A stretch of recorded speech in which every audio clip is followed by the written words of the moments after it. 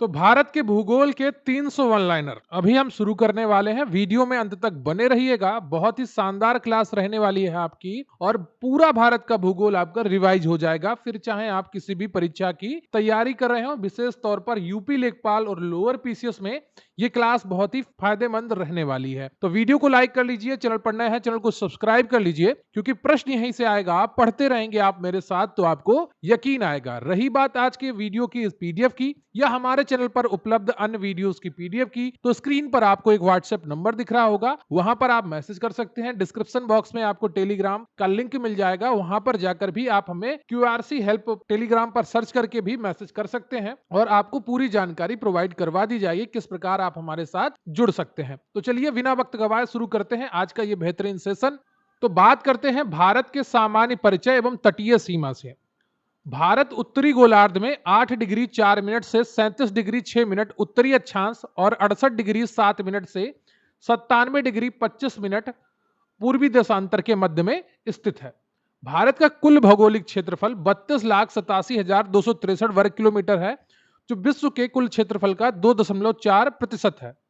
क्षेत्रफल की दृष्टि से भारत विश्व का 7वां सबसे बड़ा देश है। प्रथम स्थान पर रूस, फिर कनाडा, फिर चीन, फिर अमेरिका, फिर ब्राजील और फिर ऑस्ट्रेलिया आता है। उसके बाद भारत आता है। भारत का उत्तर से दक्षिण विस्तार 3,214 किलोमीटर और पूर्व से पश्चिम विस्तार 2,933 किलोमीटर है। भारत की स्थलीय सीमा की कुल लंबाई 15,106.7 किलोमीटर है, जबकि एनसीईआरटी के अनुसार इसका जो मान है वो लगभग 15,200 किलोमीटर है। भारत की मुख्य भूमि की तटीय सीमा की लंबाई 5,422.6 किलोमीटर है।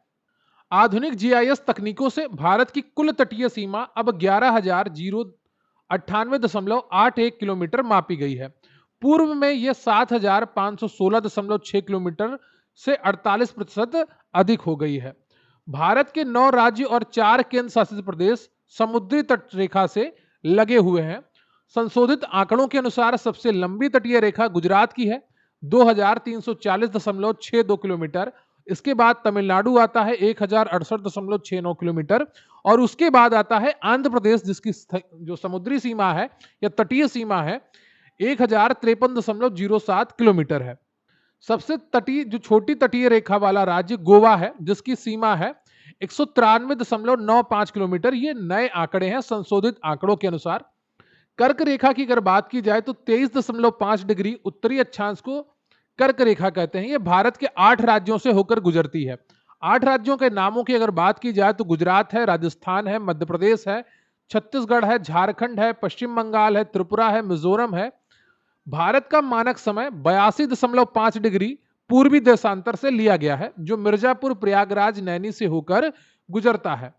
82 डिग्री पूर्वी देशांतर रेखा भारत के 5 राज्यों से होकर गुजरती है। एक है उत्तर प्रदेश, दूसरा है मध्य प्रदेश, तीसरा है छत्तीसगढ़, चौथा है ओडिशा और पांचवा है आंध्र प्रदेश। भारतीय मानक समय ग्रीनविच मीन टाइम से जीएमटी से 5.5 घंटे आगे है। भारत का सबसे उत्तरी बिंदु जो है वो इंदिरा कॉल कहलाता है और ये लद्दाख में स्थित है। भारत का सबसे दक्षिणी बिंदु मुख्य भूमि कन्याकुमारी केप कोमोरिन है। ठीक है, तो कन्याकुमारी में केप कोमोरिन है जो मुख्य भूमि का भारत का सबसे दक्षिणी बिंदु है। संपूर्ण भारत का सबसे दक्षिणी बिंदु इंदिरा पॉइंट है, जिसे पिग्मेलियन पॉइंट के नाम से भी जाना जाता है और यह ग्रेट निकोबार में स्थित है। भारत का सबसे पूर्वी बिंदु किबुतु है जो अरुणाचल प्रदेश में है। भारत का सबसे पश्चिमी बिंदु गुहार मोती या गौर माता है जो गुजरात में स्थित है। भारत और चीन के बीच की सीमा रेखा को मैकमोहन रेखा कहते हैं और इसका निर्धारण 1914 में हुआ था। भारत और पाकिस्तान के बीच की सीमा रेखा को रेड क्लिफ रेखा कहते हैं और इसका निर्धारण 1947 में हुआ था। भारत और अफगानिस्तान के बीच की रेखा को डूरंड रेखा कहते हैं। अब ये पीओके में है और 1893 में इसका निर्धारण हुआ था। सबसे लंबी अंतरराष्ट्रीय स्थलीय सीमा बांग्लादेश में है जो 4,096.7 किलोमीटर लगती है। सबसे छोटी अंतरराष्ट्रीय सीमा जो स्थलीय है यह अफगानिस्तान के साथ लगती है और इसकी लंबाई 106 किलोमीटर है। त्रिपुरा राज्य 3 तरफ से बांग्लादेश से घिरा हुआ है। इस सीमा को शून्य रेखा कहते हैं। पाक जल डमरू मध्य भारत, तमिलनाडु और श्रीलंका को अलग करता है। मन्नार की खाड़ी भी भारत और श्रीलंका के मध्य स्थित है। 10 डिग्री चैनल अंडमान को निकोबार से अलग करता है। 9 डिग्री चैनल लक्षद्वीप को मिनिकॉय से अलग करता है और 8 डिग्री चैनल मिनिकॉय भारत को मालदीव से अलग करता है। अब हम बात करेंगे भारत के भौतिक प्रदेश, पर्वत, चोटियां और दर्रों की। भू आकृतिक दृष्टि से भारत को मुख्य रूप से 4 या 6 विस्तृत भौतिक प्रदेशों में बांटा गया है। हिमालय एक नवीन बलित पर्वत है जिसका निर्माण टेथिस भूसंनति के मलबे से हुआ था। तो एक टेथिस सागर हुआ करता था, उसमें भूसंनति हुई, यानी कि वहां पर प्लेटें एक दूसरे से टकराई और अभी भी टकरा रही हैं, जिसकी वजह से वहां पर एक नवीन बलित पर्वत का निर्माण हुआ जो हिमालय है। हिमालय को मुख्य रूप से 3 समानांतर श्रेणियों में बांटा गया है: महान हिमालय, मध्य हिमालय और शिवालिक। ट्रांस हिमालय हिमालय के पार में काराकोरम, लद्दाख और जास्कर श्रेणियां शामिल है। भारत की सबसे ऊंची चोटी केटू गार्डविन आस्टिन है जिसकी ऊंचाई 8611 मीटर है और यह काराकोरम श्रेणी में पीओके में स्थित है। निर्विवाद रूप से भारत में स्थित हिमालय की सबसे ऊंची चोटी कंचनजंगा है जिसकी ऊंचाई 8586 मीटर है और यह सिक्किम में स्थित है। पूर्णतः भारत में स्थित सबसे ऊंची चोटी नंदा देवी है जिसकी ऊंचाई 7816 मीटर है और यह उत्तराखंड में स्थित है। अरावली पर्वत श्रेणी भारत की सबसे प्राचीन अवशिष्ट पर्वतमाला है जो गुजरात से दिल्ली तक फैली है। अरावली की सबसे ऊंची चोटी गुरु शिखर है जिसकी ऊंचाई 1722 मीटर है और यह माउंट आबू राजस्थान में स्थित है। बहुत बार एग्जाम में पूछी जा चुकी है। विंध्याचल पर्वत श्रेणी उत्तर भारत और दक्षिण भारत को भौगोलिक रूप से अलग करती है। सतपुड़ा पर्वत श्रेणी एक ब्लॉक पर्वत का उदाहरण है जो नर्मदा और ताप्ती नदियों के बीच में स्थित है। सतपुड़ा की सबसे ऊंची चोटी धूपगढ़ है जो महादेव पहाड़ी पर स्थित है और इसकी ऊंचाई 1350 मीटर है। पश्चिमी घाट, सह्याद्री और पूर्वी घाट का मिलन स्थल नीलगिरी की पहाड़ियां हैं। नीलगिरी की सबसे ऊंची चोटी डोड्डा बेटा है जिसकी ऊंचाई 2637 मीटर है। दक्षिण भारत प्रायद्वीपीय भारत की सबसे ऊंची चोटी अनाई मुडी है जिसकी ऊंचाई 2695 मीटर है। अनाई मलाई की पहाड़ियां केरल में स्थित हैं और ये सारी चोटियां बहुत ही महत्वपूर्ण है, बार बार एग्जाम में पूछी जाती हैं। आप में से बहुत से लोग कमेंट करते हैं कि सर आप एक बार में पढ़ते चले जाते हैं, कभी कभी आप अच्छे से डिटेल में बता दिया करिए। देखिए, हमारे चैनल का नाम है क्विक रिवीजन क्लासेस, यानी कि आपका कम समय में ज्यादा से ज्यादा रिवीजन करवाना। अगर आपने एक बार इसको पहले से पढ़ रखा है तो मेरे साथ रिवीजन करने में आपको बहुत मजा आने वाला है। आपका समय बचता है और कम समय में आप ज्यादा से ज्यादा चीजें पा लेते हैं। गारो खासी और जैंतिया पहाड़ियों की अगर बात की जाए तो ये मेघालय के पठार, प्रायद्वीपीय पठार का भाग में स्थित है। विश्व में सर्वाधिक वर्षा वाला स्थान मासिन राम खासी पहाड़ियों मेघालय में स्थित है। काराकोरम दर्रा भारत का सबसे ऊंचा दर्रा है जो लद्दाख में स्थित है। बुर्जिल दर्रा श्रीनगर को गिलगित से जोड़ता है। जोजिला दर्रा श्रीनगर को लेह से जोड़ता है और यह जास्कर श्रेणी में स्थित है। बनिहाल दर्रा जम्मू को श्रीनगर से जोड़ता है, इसी में जवाहर सुरंग भी स्थित है, यह इंपॉर्टेंट है। सिपिकीला दर्रा हिमाचल प्रदेश को तिब्बत से जोड़ता है और यह सतलज नदी इसी से भारत में प्रवेश करती है। रोहतांग दर्रा हिमाचल प्रदेश में है जहां अटल टनल 9.02 किलोमीटर लंबा स्थित है। लिपुलेख, माना और नीति दर्रा उत्तराखंड में स्थित है और यह कैलाश मानसरोवर यात्रा मार्ग है। नाथुला और जेलेपेला दर्रा सिक्किम में स्थित है और यह चुम्बी घाटी में स्थित है। बोमडिला और यांग्याप दर्रा अरुणाचल प्रदेश में है और यह ब्रह्मपुत्र नदी यांग्याप से प्रवेश करती है। तुजू दर्रा मणिपुर में स्थित है जो म्यांमार जाने का मार्ग देता है। थाल घाट मुंबई नासिक और भोर घाट मुंबई पुणे महाराष्ट्र में स्थित है। पाल घाट केरल कोची और तमिलनाडु कोयम्बटूर को जोड़ता है। यह नीलगिरी व अन्नामलाई के मध्य में स्थित है। देखिए, जो टनल बनाए जाते हैं पहाड़ों को काटकर, जैसे जवाहर सुरंग है, अटल टनल है, तो ये सिर्फ यातायात के लिए नहीं बनाए जाते हैं, इनका उपयोग सैन्य अभियानों में भी किया जाएगा। जैसे आपने अभी देखा होगा, अभी जब ईरान और अमेरिका का युद्ध हो रहा था तो अमेरिका को पता ही नहीं चल रहा था कि कहां पर ईरान ने अपने ड्रोन छुपा रखे हैं। तो ईरान ने पहाड़ों के अंदर इतने बड़े बड़े टनल बना रखे हैं जहां पर ये सारे ड्रोन छुपा रखे हैं। पहाड़ों के ऊपर आप बम मारेंगे तो थोड़ा बहुत नुकसान होगा, लेकिन अंदर तक, टनल के अंदर तक नुकसान नहीं हो पाता है। इसी कारण टनल सरकार ने बनाने पर जोर दे रही है, ताकि जितना भी कभी युद्ध काल आए तो भारत अपने रक्षा उपकरणों को उन्हीं टनल के अंदर सुरक्षित रख सके। अब हम बात करेंगे भारत की नदियों की, झीलों की और जलप्रपात की। भारत के अपवाह तंत्र को मुख्यतः हिमालयी नदियां और प्रायद्वीपीय नदियों में बांटा गया है। हिमालयी नदियां सदाबहार होती हैं। क्यों होती हैं? क्योंकि इनको ग्लेशियर से जल प्राप्त होता है, जबकि प्रायद्वीपीय नदियां मौसमी होती हैं, ये वर्षा के पानी पर निर्भर होती हैं। सिंधु नदी का उद्गम तिब्बत में मानसरोवर झील के पास बोखर चू चेमायुंग डुंग हिमनद से होता है। भारत में सिंधु नदी केवल लद्दाख, लेह जिला, केंद्र शासित प्रदेश से होकर बहती है। सिंधु जल समझौता 1960 के अनुसार भारत पश्चिमी नदियों सिंधु, चिनाब, झेलम का 20% और पूर्वी नदियों रावी, ब्यास, सतलज का 100% पूर्ण अधिकार जल उपयोग कर सकता है। लेकिन वर्तमान में भारत ने ऑपरेशन सिंदूर के बाद सिंधु जल समझौता को नकार दिया था और इसको अस्तित्व में मानने से इनकार कर दिया था। कहीं कहीं पर आपको ये 100% की जगह पर 80% दिखा मिलेगा, जो कि गलत है। गंगा नदी का उद्गम उत्तराखंड के उत्तरकाशी जिले में गंगोत्री हिमनद गोमुख से भागीरथी के रूप में होता है। देवप्रयाग में भागीरथी और अलकनंदा का संगम होता है, जहां से इसे गंगा कहा जाता है। गंगा भारत की सबसे लंबी नदी 2525 किलोमीटर है, जो 5 राज्यों उत्तराखंड, उत्तर प्रदेश, बिहार, झारखंड और पश्चिम बंगाल से गुजरती है।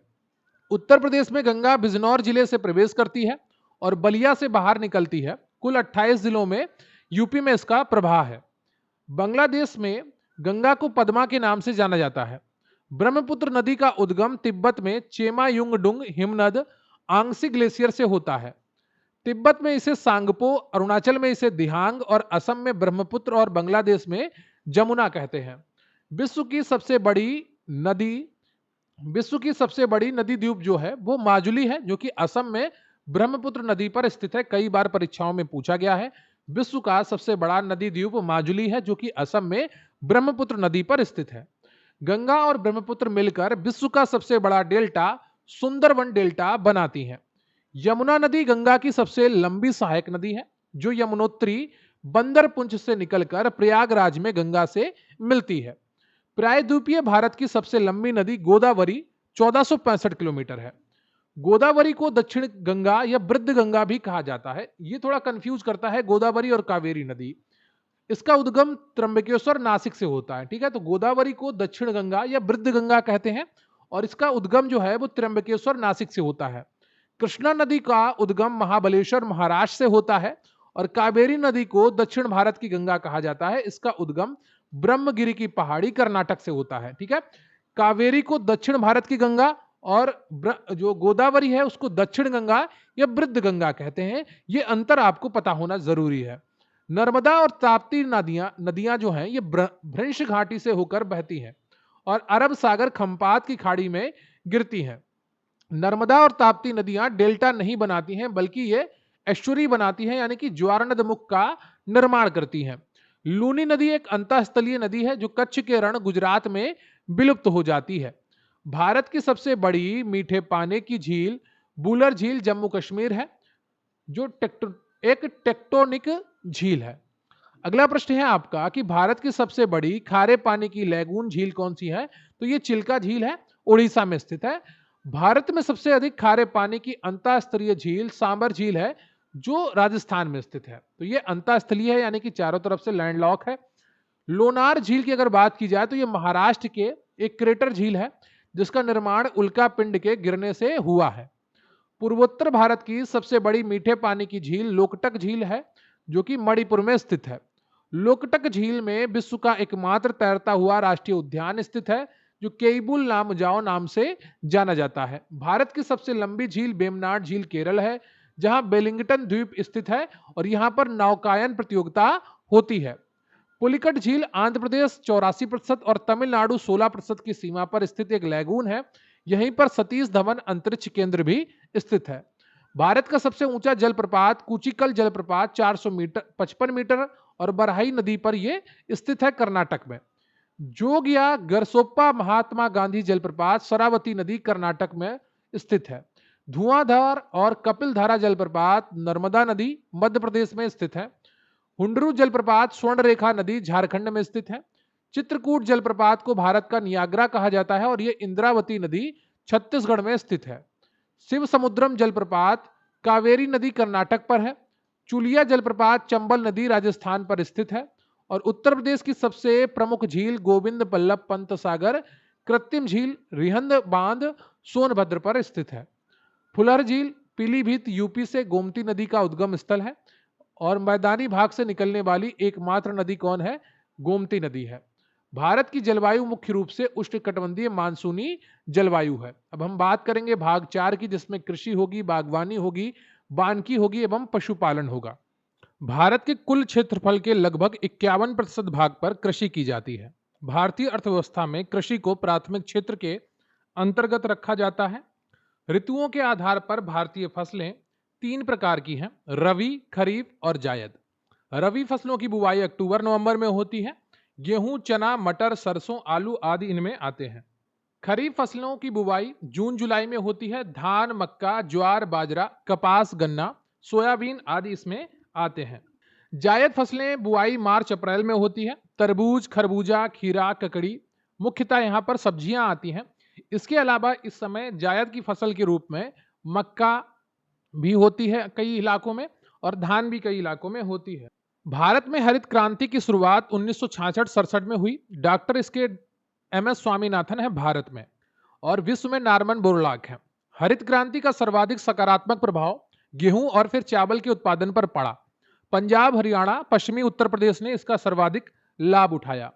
भारत का मुख्य खाद्य फसल चावल, धान है। पश्चिम बंगाल शीर्ष उत्पादक है। उत्तर प्रदेश भारत में गेहूं, गन्ना, आलू, मसूर और आम का प्रथम शीर्ष उत्पादक राज्य है। कपास उत्पादन के लिए काली मिट्टी सर्वाधिक उपयुक्त होती है। गुजरात, महाराष्ट्र अग्रणी है। चाय उत्पादन में असम और काफी, कहवा उत्पादन में कर्नाटक का प्रथम स्थान है। जूट उत्पादन में पश्चिम बंगाल का भारत में एकाधिकार है। प्राकृतिक रबड़ के उत्पादन में केरल का प्रथम स्थान है। इसे भारत के मसालों का बगीचा के रूप में भी जाना जाता है, लेकिन वर्तमान में सर्वाधिक मसाले मध्य प्रदेश में उत्पादित होते हैं। सोयाबीन प्रोटीन का सर्वोत्तम स्रोत का सर्वाधिक उत्पादन मध्य प्रदेश सोया प्रदेश कहलाता है। मूंगफली का सर्वाधिक उत्पादन गुजरात में होता है। दलहन उत्पादन में मध्य प्रदेश प्रथम स्थान पर है। भारत दलहन का सबसे बड़ा उत्पादक और उपभोक्ता भी है। श्वेत क्रांति यानी कि ऑपरेशन फ्लड 1970 में आया। दुग्ध उत्पादन से संबंधित था ये, और इसके जनक डॉक्टर वर्गीज कुरियन है। राष्ट्रीय डेयरी विकास बोर्ड NDDB की स्थापना 1965 में आनंद, गुजरात में हुई थी। नवीनतम आंकड़ों 2025-26 अपडेट के अनुसार उत्तर प्रदेश और राजस्थान दुग्ध उत्पादन में देश में शीर्ष पर हैं। 20वीं पशुधन गणना 2019 के अनुसार भारत में कुल पशुधन आबादी 535.78 मिलियन है। पशुधन की कुल संख्या में उत्तर प्रदेश प्रथम स्थान पर है। 1 मिलियन में 10 लाख होते हैं, यह ध्यान रखिएगा। भैंसों का सर्वाधिक संख्या उत्तर प्रदेश में पाई जाती है। गायों की सर्वाधिक संख्या पश्चिम बंगाल में पाई जाती है। मुर्रा, भदावरी, जाफराबादी, नीली रावी भैंस की प्रमुख नस्लें हैं। भदावरी के दूध में सर्वाधिक वसा होती है। साहिवाल, गिर, लाल सिंधी, थार पारकर गाय की प्रमुख देशी नस्लें हैं। नीली क्रांति मत्स्य यानी कि मछली उत्पादन से संबंधित है। पीली क्रांति तिलहन से संबंधित है, और गोल क्रांति आलू उत्पादन से संबंधित है। गुलाबी क्रांति झींगा मछली, प्याज उत्पादन से संबंधित है, और रजत क्रांति अंडा और मुर्गी पालन से संबंधित है। बागवानी के अंतर्गत फल, सब्जी, फूल और मसालों की खेती आती है। स्वर्ण क्रांति इससे संबंधित है। फल और सब्जी उत्पादन में भारत का विश्व में दूसरा स्थान है। प्रथम स्थान चीन का है। आम, केला, पपीता, नींबू प्रजाति के फल के उत्पादन में भारत का विश्व में प्रथम स्थान है। सेब का सर्वाधिक उत्पादन जम्मू कश्मीर और हिमाचल प्रदेश में होता है। विटीकल्चर अंगूर की खेती, सेरीकल्चर रेशम कीट पालन और एपीकल्चर मधुमक्खी पालन को कहते हैं। राष्ट्रीय वन नीति के अनुसार देश के भौगोलिक क्षेत्र के 33% भाग पर वन होने चाहिए। पहाड़ी क्षेत्रों में 67%। ISFR 2023 की भारतीय वन सर्वेक्षण द्वारा हर 2 साल में होता है, और जो नवीनतम रिपोर्ट है 2023 की, उसमें भारत का जो कुल वन आवरण है, वृक्षावरण है, वो 24.62% है। क्षेत्रफल की दृष्टि से सर्वाधिक वन आवरण मध्य प्रदेश में है। इसके बाद अरुणाचल प्रदेश और छत्तीसगढ़ में है। प्रतिशत की दृष्टि से सर्वाधिक वन आवरण मिजोरम में है, 84.53%। मैंग्रोव वनस्पति सर्वाधिक पश्चिम बंगाल सुंदर वन क्षेत्र में पाई जाती है और उसके बाद गुजरात में पाई जाती है। सिल्वीकल्चर वनों के संरक्षण एवं संवर्धन से संबंधित है। भारत में सर्वाधिक क्षेत्र पर जलोढ़ मिट्टी पाई जाती है जो लगभग 43% है। जलोढ़ मिट्टी दो प्रकार की होती है, एक तो पुरानी जलोढ़ जिसे बागर कहा जाता है और दूसरी होती है नई जलोढ़ जिसे खादर कहा जाता है। खादर अधिक उपजाऊ होती है। लेटेराइट मिट्टी चाय, काफी और काजू की खेती के लिए सर्वोत्तम होती है। केरल, कर्नाटक और तमिलनाडु में यह पाई जाती है मुख्यतः। लाल मिट्टी का लाल रंग आयरन ऑक्साइड यानी कि लौह ऑक्साइड की उपस्थिति के कारण होता है। झूम कृषि पूर्वोत्तर भारत, असम, मेघालय में प्रचलित कृषि का एक प्रकार है जिसमें जंगलों को जलाकर खेती होती है। भारत का पहला कृषि विश्वविद्यालय गोविंद बल्लभ पंत कृषि विश्वविद्यालय 1960 में पंतनगर उत्तराखंड में स्थापित किया गया था। किसान क्रेडिट कार्ड योजना की शुरुआत 1988-99 में हुई। प्रधानमंत्री फसल बीमा योजना 13 जनवरी 2016 को शुरू की गई। रबी के लिए 1.5%, खरीफ के लिए 2% और वाणिज्यिक फसलों के लिए 5% प्रीमियम देना होता है। भारत में कृषि लागत और मूल्य आयोग CACP द्वारा 22 अनिवार्य फसलों के लिए न्यूनतम समर्थन मूल्य MSP की सिफारिश की जाती है। गन्ने के लिए MSP के बजाय उचित और लाभकारी मूल्य FRP घोषित किया जाता है। अब हम बढ़ेंगे अपने नेक्स्ट सेक्शन की तरफ जिसका नाम है सामाजिक एवं आर्थिक भूगोल, खनिज उद्योग और परिवहन से जुड़े हुए बिंदुओं को हम यहां पर देखने वाले हैं। भारत का छोटा नागपुर पठार खनिजों का भंडार है। इसे भारत का रूर भी कहते हैं और झारखंड ओडिशा बेल्ट में यह है। भारत में कोयले का सर्वाधिक भंडार झारखंड में है, जबकि उत्पादन में वर्तमान में छत्तीसगढ़ और ओडिशा अग्रणी है। भारत में पाया जाने वाला अधिकांश कोयला गोंडवाना क्रम का है और बिटुमिनस प्रकार का है।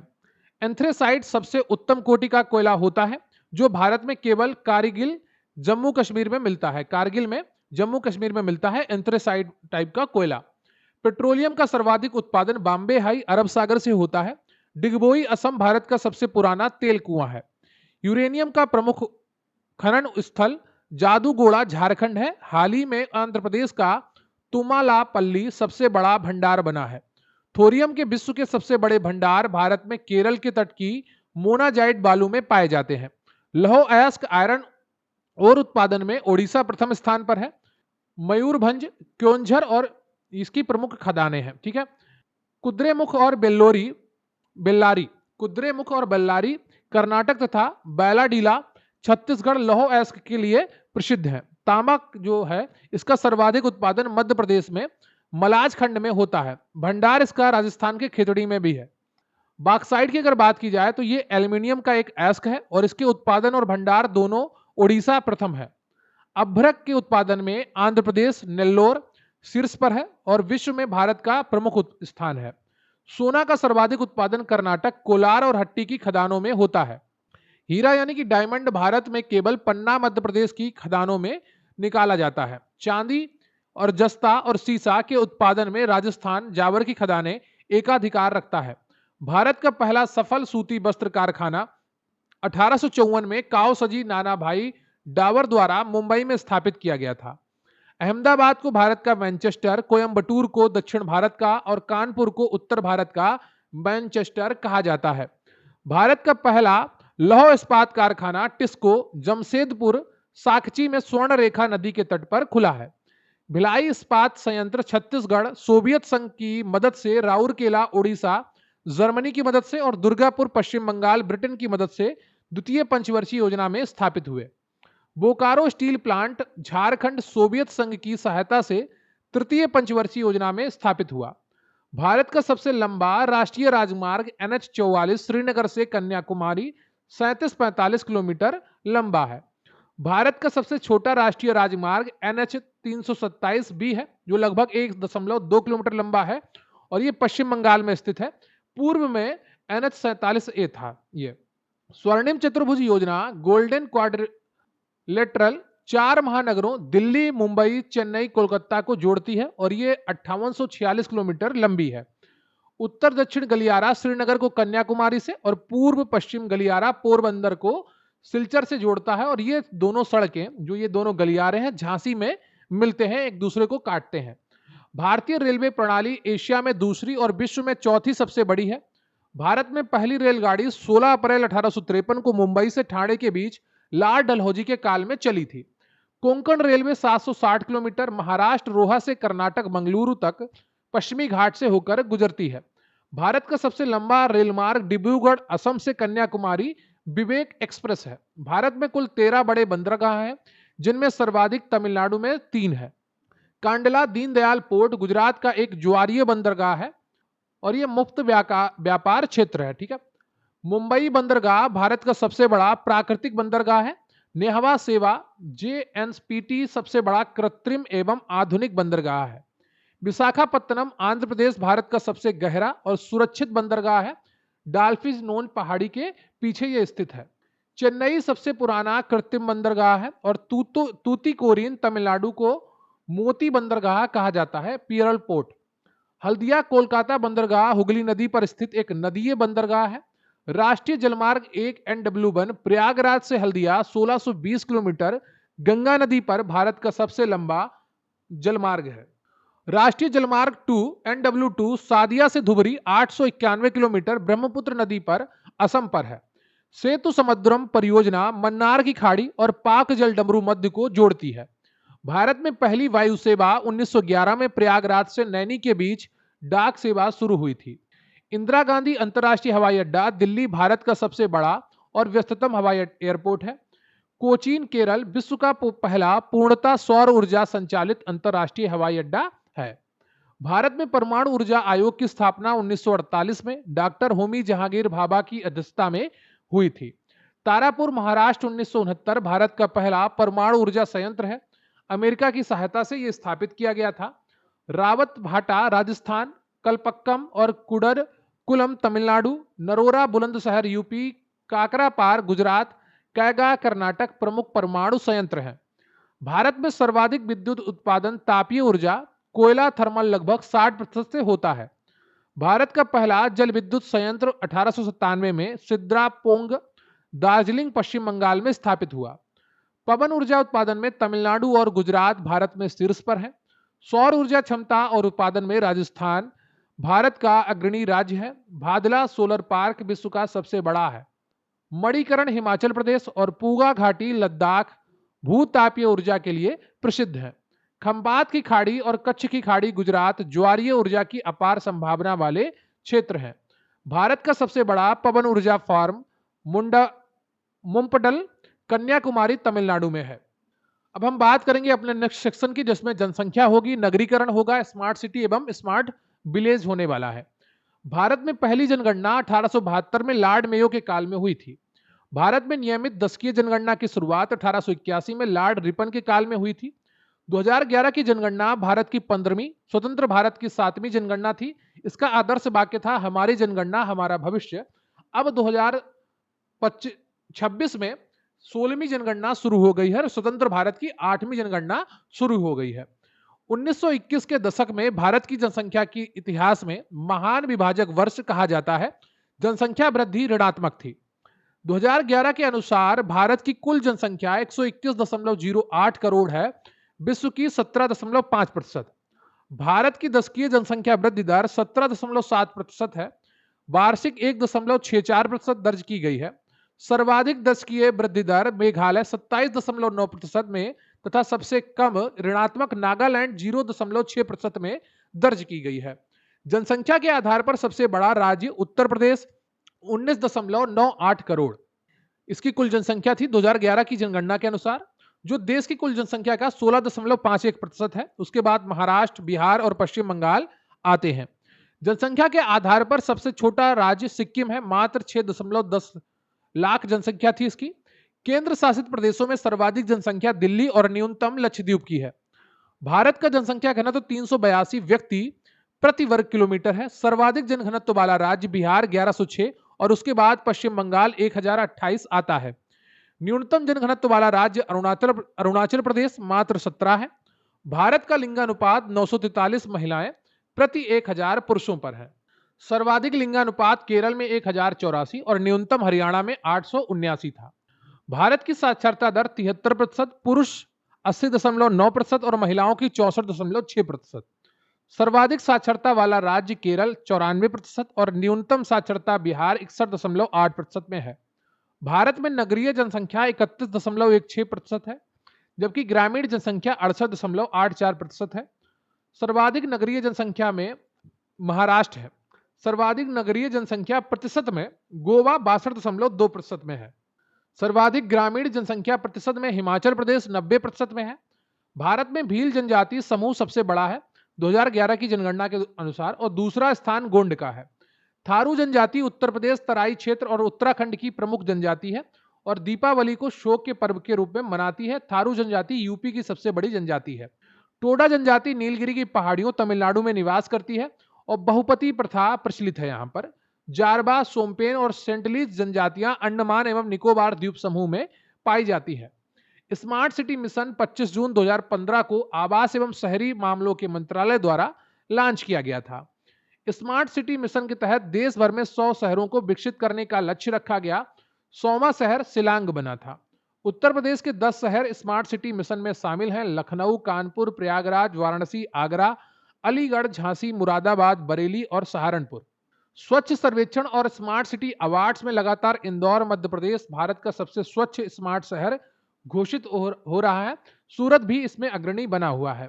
स्मार्ट सिटी की मुख्य विशेषताओं की अगर बात की जाए तो ई गवर्नेंस, कुशल शहरी गतिशीलता, पब्लिक ट्रांसपोर्ट, ठोस कचरा प्रबंधन, 24/7 जल विद्युत आपूर्ति और आईटी कनेक्टिविटी शामिल है। Shyama Prasad Mukherjee rurban mission SPMRM 21 फरवरी 2016 को लॉन्च हुआ, जिसका उद्देश्य स्मार्ट विलेज क्लस्टर विकसित करना है। रूर्बन मिशन का नारा है आत्मा गांव की सुविधाएं शहर की। इसके तहत 300 रूर्बन क्लस्टर बनाने का लक्ष्य रखा गया था। अमृत योजना भी 25 जून 2015 को शुरू हुई, जो 500 शहरों में बुनियादी ढांचा सुधारने से जुड़ी हुई है। अमृत योजना का फुल फॉर्म है Atal mission for rejuvenation and urban transformation. Hriday योजना 2015 में 12 विरासत शहरों वाराणसी, मथुरा आदि के संरक्षण के लिए शुरू की गई थी। प्रधानमंत्री ग्राम सड़क योजना PMGSY 25 दिसंबर 2000 का उद्देश्य सभी मौसम अनुकूल सड़कों से स्मार्ट विलेज कनेक्टिविटी बढ़ाना है। स्मार्ट विलेज अवधारणा में पंचायत का डिजिटलीकरण, ई पंचायत, भारत नेट, ब्रॉडबैंड और सौर ऊर्जा पैनल और पक्के घर PM आवास शामिल है। भारत नेट परियोजना विश्व का सबसे बड़ा ग्रामीण ब्रॉडबैंड संपर्क कार्यक्रम है। ग्राम पंचायतों को इसमें ऑप्टिकल फाइबर से जोड़ा जा रहा है। प्रधानमंत्री आवास योजना ग्रामीण PMAYG 2016 का उद्देश्य सबके लिए आवास सुनिश्चित करना है और ये योजना 2024 से 28 तक बढ़ाई गई है। स्वच्छ भारत मिशन ग्रामीण SBMG के तहत भारत के सभी गांवों को ODF खुले में शौच मुक्त घोषित किया जा चुका है। अब ODF प्लस पर फोकस है। जल जीवन मिशन JJM 15 अगस्त 2019 के तहत 2024 तक सभी ग्रामीण घरों में हर घर जल नल कनेक्शन का लक्ष्य रखा गया। गोवा पहला 100% प्रमाणित राज्य बना है। उत्तर प्रदेश की कुल जनसंख्या 2011 भारत की जनसंख्या का 16.51% है, लेकिन क्षेत्रफल मात्र यूपी का 7.33% है। उत्तर प्रदेश में सर्वाधिक साक्षरता गौतम बुद्ध नगर नोएडा 80.1% में है और न्यूनतम श्रावस्ती 46.7% में है। उत्तर प्रदेश का लिंगानुपात 912 है, जबकि बाल लिंगानुपात 902 है। 2011 की जनगणना के अनुसार उत्तर प्रदेश का जनघनत्व 829 व्यक्ति प्रति वर्ग किलोमीटर है। उत्तर प्रदेश का सर्वाधिक दशकीय वृद्धि वाला जिला गौतम बुद्ध नगर 49.1% है। भारत में सर्वाधिक अनुसूचित जाति SC की संख्या में उत्तर प्रदेश में, जबकि प्रतिशत में पंजाब 31.9% प्रथम है। भारत में सर्वाधिक अनुसूचित जनजाति ST की जनसंख्या मध्य प्रदेश में है, जबकि प्रतिशत में लक्षद्वीप और मिजोरम में प्रथम में है। पंजाब और हरियाणा में अनुसूचित जनजाति ST की जनसंख्या 0 पाई जाती है। जनसंख्यांकी लाभांश भारत के पक्ष में है, क्योंकि यहाँ कार्यशील आयु वर्ग 15 से 59 वर्ष की आबादी लगभग 62.5% है। नगरीकरण के बढ़ते प्रभाव के कारण मलिन बस्तियों की सर्वाधिक जनसंख्या महाराष्ट्र धारावी सबसे बड़ी में स्थित है। भारत में मानसून की सबसे पहली बारिश 1 जून को केरल मालाबार तट पे दक्षिण पश्चिम मानसून से होती है। लौटते हुए मानसून उत्तर पूर्वी मानसून से जाड़े के दिनों में सर्वाधिक वर्षा तमिलनाडु में कोरोमंडल तट पर होती है। आम्र वर्षा मानसून पूर्व बारिश है जो केरल और कर्नाटक में आम की फसल के लिए लाभदायक है। काल बैसाखी पश्चिम बंगाल में गर्मी के दिनों में आने वाला तूफानी चक्रवात है। चेरी ब्लॉसम काफी वर्षा कर्नाटक में कहावा की खेती के लिए अत्यंत लाभकारी है। एल नीनो का भारतीय मानसून पर नकारात्मक सूखा प्रभाव पड़ता है, जबकि ला नीना अच्छी वर्षा कराता है। इस वर्ष एल नीनो एक्टिवेट होने की संभावना है, जिससे भारत में जो मानसून है वो नकारात्मक रूप से प्रभावित होगा और सूखे की संभावना थोड़ी बहुत जताई जा रही है। पश्चिमी विक्षोभ भूमध्य सागर से उठकर सर्दियों में उत्तर पश्चिम भारत, पंजाब, हरियाणा, यूपी में बारिश करता है। रबी की फसल के लिए वरदान है, लेकिन इस बार पश्चिमी विक्षोभ जो है वो काफी लेट एक्टिवेट हुआ और जो अभी आपको मार्च अप्रैल में वर्षा देखने को मिली, ये आपकी पश्चिमी विक्षोभ के कारण ही हुई थी। भारत में उष्णकटिबंधीय पर्णपाती वन सर्वाधिक क्षेत्रफल पर पाए जाते हैं। सागौन, साल मुख्य पेड़। हिमालय में 1500 से 2500 मीटर की ऊंचाई पर शीतोष्ण कटिबंधीय चौड़ी पत्ती वाले वन ओक देवदार पाए जाते हैं। भारत का पहला राष्ट्रीय उद्यान हेली नेशनल पार्क 1936 था। अब इसका नाम रामगंगा नेशनल पार्क है, जो इससे पहले इसका नाम जिम कार्बेट पार्क था। भारत का सबसे बड़ा राष्ट्रीय उद्यान हेमिस लद्दाख में है। हिम तेंदुओं के लिए यह प्रसिद्ध है। भारत का सबसे छोटा राष्ट्रीय उद्यान साउथ बटन द्वीप अंडमान निकोबार में है। प्रोजेक्ट टाइगर की शुरुआत 1973 में इंदिरा गांधी सरकार द्वारा की गई थी। वर्तमान में भारत में कुल 58 टाइगर रिजर्व है। ठीक है, 58 है, ध्यान रखिएगा। सर्वाधिक बाघ मध्य प्रदेश में पाए जाते हैं, इसलिए इसको टाइगर स्टेट कहा जाता है।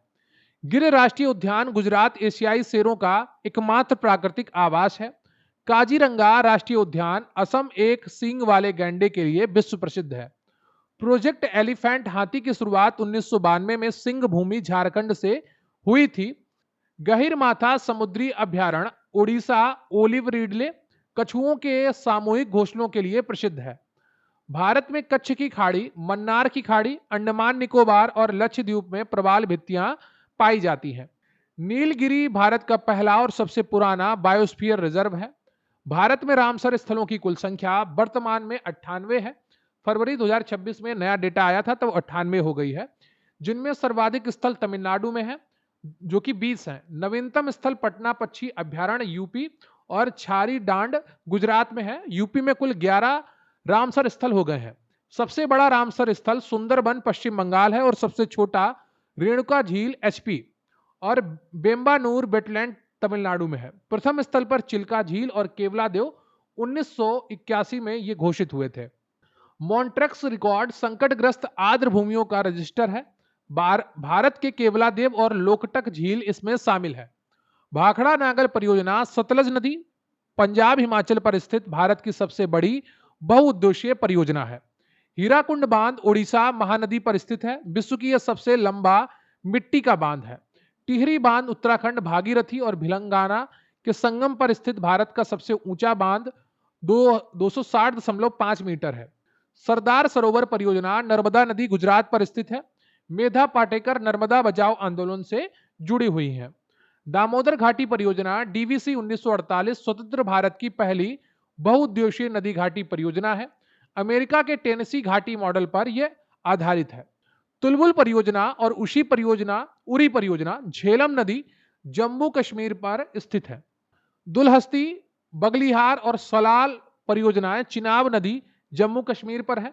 माता टीला बांध और राजघाट परियोजना बेतवा नदी यूपी एमपी सीमा पर स्थित है। इसे रानी लक्ष्मीबाई बांध भी कहते हैं। रिहंद परियोजना सोनभद्र यूपी रिहंद नदी पर सोन की सहायक नदी है, इस पर है। अलमाटी बांध कृष्णा नदी कर्नाटक में और नागार्जुन सागर भी कृष्णा नदी आंध्र तेलंगाना सीमा पर यह स्थित है। इडुक्की परियोजना पेरियार नदी केरल पर स्थित एक चापाकार बांध है। फरक्का बैराज गंगा नदी पश्चिम बंगाल पर स्थित है, जिसका उद्देश्य हुगली नदी में गाद रोकना है। भारत का मानक देशांतर 82 डिग्री 30 मिनट पूर्वी देशांतर है और अगर ग्रीनविच में दोपहर के 12 बज रहे हो तो भारत में शाम के 5:30 बज रहे होंगे, यानी कि भारत का टाइम ग्रीनविच से 5.5 घंटे आगे है। रोहिलखंड का मैदान उत्तर प्रदेश के उत्तर पश्चिमी भाग बरेली, मुरादाबाद, रामपुर में स्थित है। बुंदेलखंड का पठार यूपी के दक्षिणी भाग और एमपी में फैला है। यह ग्रेनाइट और नीस चट्टानों से बना है। अवध का मैदान मुख्य रूप से लखनऊ, अयोध्या और आसपास के जलोढ़ मैदानों को कहते हैं। उत्तर प्रदेश का सबसे पूर्वी जिला बलिया, पश्चिमी शामली और उत्तरी सहारनपुर और दक्षिणी सोनभद्र है। तो यूपी का जो सबसे पूर्वी जिला है वो बलिया है, सबसे पश्चिमी शामली है, उत्तरी सहारनपुर है और सबसे दक्षिणी जिला है वो सोनभद्र है। सोनभद्र भारत का एकमात्र जिला है जो 4 राज्यों मध्य प्रदेश, छत्तीसगढ़, झारखंड और बिहार की सीमा को स्पर्श करता है। तराई क्षेत्र शिवालिक के दक्षिण में दलदली और नम क्षेत्र है। गन्ना और धान की खेती के लिए ये प्रसिद्ध है। भाबर क्षेत्र शिवालिक की तलहटी में कंकड़ पत्थर वाला क्षेत्र है जहां नदियां विलुप्त हो जाती हैं। खादर भूमि को यूपी में नवीन जलोढ़ कछारी मृदा कहते हैं और बांगर को पुरानी जलोढ़ कहा जाता है। बीहड़ का निर्माण चंबल नदी द्वारा अवनालिका अपर्दन के कारण इटावा के आसपास किया जाता है। कर्क रेखा भारत को लगभग 2 बराबर भागों में बांटती है, एक उष्ण और दूसरा उपोष्ण जलवायु में बंटता है। प्रायद्वीपीय पठार भारत का सबसे बड़ा और सबसे प्राचीन भौतिक प्रदेश है जो गोंडवाना लैंड का हिस्सा है। कमेंट करके बताइएगा कि कौन सी नदी है भारत की जो कर्क रेखा को 2 बार काटती है। अंडमान और निकोबार अराकान योमा म्यांमार पर्वतमाला का ही समुद्र में डूबा हुआ विस्तार है। लक्षद्वीप मूंगा चट्टानों से बना एक द्वीप समूह है। राजधानी इसकी कवरात्ती है। बैरन द्वीप अंडमान सागर में स्थित भारत और दक्षिण एशिया का एकमात्र सक्रिय ज्वालामुखी है। तो ये आपके 300 फैक्ट्स कंप्लीट होते हैं। कुछ महत्वपूर्ण चीजें और रिवाइज कर लेते हैं। तटीय राज्य तट का नाम और विशेषता क्या है? गुजरात और महाराष्ट्र के तट को काठियावाड़ तट या कोंकण तट कहा जाता है। सबसे लंबी तटरेखा गुजरात की है और प्राकृतिक बंदरगाह भी यहाँ पर स्थित है। कर्नाटक केरल तट जो है इसे कन्नड़ और मालाबार तट कहा जाता है। मसालों के लिए प्रसिद्ध है। मोनोजाइट बालू लैगून यहाँ पर में पाए जाते हैं। तमिलनाडु और आंध्र प्रदेश का जो तट है उसे कोरोमंडल तट कहा जाता है और ये लौटते मानसून से वर्षा शीतकालीन बारिश के लिए प्रसिद्ध है। ओडिशा पश्चिम बंगाल तट जो है इसे उत्तरी सरकार या उत्कल तट कहा जाता है और महानदी डेल्टा और चिल्का झील यहाँ पर स्थित है। बात करें नवीनतम तटीय सीमा वर्गीकरण की, जो नया तो ये एक नई तकनीकी अपनाई गई और विभिन्न राज्यों की जो नई तट रेखाएं हैं, गुजरात की जैसे पहले 1214 थी, अब 2340.62 हो गई। तमिलनाडु की पहले 906 थी, अब 1068.69 हो गई है। आंध्र प्रदेश की पहले 973.70 थी, अब 1053.07 हो गई। सबसे कम जो तटरेखा है वो पहले गोवा की 160 हुआ करती थी, अब 193.95 किलोमीटर की हो गई है। तो ये आपका ज्योग्राफी का मैराथन कंप्लीट होता है जिसमें आपने 300 फैक्ट्स के द्वारा पूरी ज्योग्राफी को रिवाइज करने का प्रयास किया है। बहुत कुछ है ज्योग्राफी में जिसे आपको पढ़ना चाहिए और ज्योग्राफी एक अच्छा टॉपिक है, इससे आपको भारत के बारे में काफी कुछ पता चलता है। इसी प्रकार अपना संघर्ष बनाए रखिए। वीडियो को लाइक करिए, चैनल पर नए हैं चैनल को सब्सक्राइब करिए, अपने दोस्तों के साथ शेयर करिए और कमेंट करके हमें बताइए कि आज का वीडियो आपको कैसा लगा और जो मैंने आपसे प्रश्न पूछा है उसके बारे में भी आप हमें बताइएगा कि कर्क रेखा को 2 बार कौन सी नदी काटती है। उदास होने के लिए उम्र पड़ी है, उठो संघर्ष करो सामने जिंदगी खड़ी है। ये विचार रखिए अपना, ठीक है।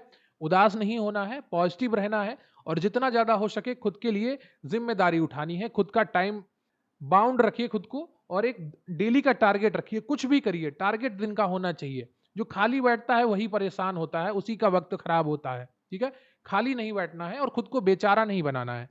खुद को संघर्षशील बनाइए। जितना खुद को संघर्ष के साथ जोड़ेंगे उतना आगे जाएंगे आप। जो बेचारा खुद को बनाते हैं, खुद को विक्टिम कार्ड प्ले करते हैं, वो जिंदगी भर विक्टिम कार्ड प्ले करते रह जाते हैं। लेकिन आपको ऐसा नहीं करना है, आपको खुद को मजबूत बनाकर आगे भिड़ना है, ठीक है। हर पत्थर से टकराना है, हर मुश्किल से आगे जाना है। रही बात आज के इस वीडियो की पीडीएफ की, तो स्क्रीन पर आपको एक व्हाट्सएप नंबर दिख रहा होगा, वहां पर आप मैसेज करिए, आपको पीडीएफ प्राप्त हो जाएगी। अगर आप लोअर पीसेस की तैयारी करना चाहते हैं तो हमने बहुत अच्छे नोट्स बनाए हैं जिनका डेमो भी हम प्रोवाइड करवा चुके हैं। आपको हमारे चैनल पर रोजगार वाली प्लेलिस्ट में नोट्स के डेमो वीडियोस मिल जाएंगे जो लोअर पीसेस के लिए बहुत अच्छे हैं। अगर आप लोअर पीसेस के नोट्स लेते हैं तो लेखपाल में भी आपको बहुत सारा लाभ मिलने वाला है। तो स्क्रीन पर आपको व्हाट्सएप नंबर दिख रहा हो, वहां पर मैसेज करिए और आपको पूरा कंटेंट प्रोवाइड करवा दिया जाएगा। तो चलिए, जय हिंद, जय भारत।